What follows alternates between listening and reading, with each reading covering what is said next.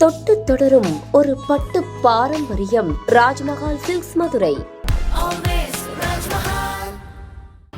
Christmas பண்டிகையை முன்னிட்டு Chile நாட்டில் உள்ள பூங்காவில் விலங்குகளுக்கு சிறப்பு உணவுகள் வழங்கப்படுகின்றன. கிறிஸ்துமஸ் பண்டிகைக்கு இன்னும் 10 நாட்களே இருப்பதால் பல்வேறு நாடுகளிலும் கொண்டாட்டங்கள் களைகட்டி வருகின்றன.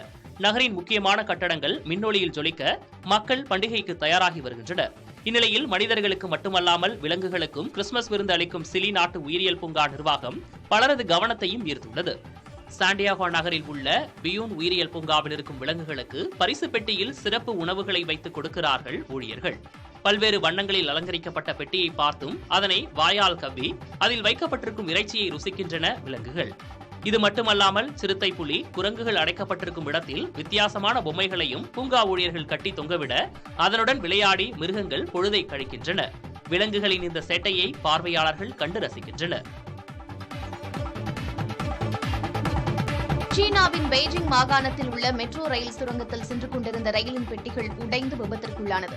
இந்த விபத்தில் 30 பயணிகள் காயமடைந்தனர். இதுகுறித்து காணொலி ஒன்று வெளியாகியுள்ளது. அந்த காணொலி சுரங்கத்தினுள் சிக்கிய பயணிகள் பெரும் குழப்பத்துடன் மீட்பு படைக்காக காத்திருப்பது பதிவாகியுள்ளது.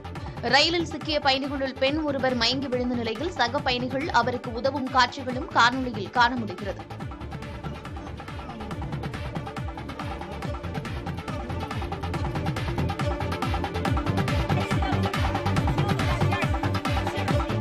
ரயில் சுரங்கத்திற்குள் சென்றபோது விபத்து ஏற்பட்டதால் பயணிகள் இருட்டினுள் காத்திருந்தனர்.